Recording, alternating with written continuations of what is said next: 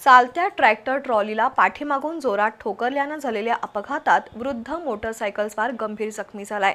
लिंगणूर दुमाला इथले मारुती वसंत पाटील असं जखमींचं नाव आहे। पुणे बंगळुरू राष्ट्रीय महामार्गावर गोकुळ शिरगाव इथं हा आज अपघात झाला। जखमींवर कोल्हापूर शहरातील खाजगी रुग्णालयात उपचार सुरू आहेत। कागल तालुक्यातील लिंगणूर दुमालाचे मारुती हिंदूराव पाटील हे पत्नी विमल यांच्यासह दुचाकीवरून वाशीला पाहुण्यांच्या घरी चालले होते।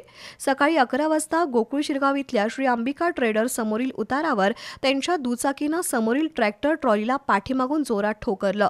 या अपघातात पाटील यांचं डोकं ट्रॉलीच्या लोखंडी फाळक्यावर आदळल्यानं त्यांच्या डोक्याची कवटी फुटली। ते पत्नी विमलसह रस्त्यावर जाऊन कोसळले। या अपघातात पाटील गंभीर जखमी झाले तर त्यांची पत्नी किरकोळ जखमी झाली आहे।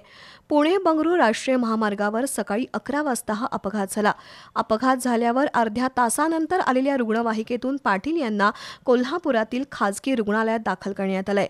दरम्यान गोकुळ शिरगाव आणि महामार्ग पोलिसांनी अपघातस्थळी धाव घेऊन घटनेचा पंचनामा केला, तसंच अपघातग्रस्त वाहनं पोलीस ठाण्याच्या आवारात नेली।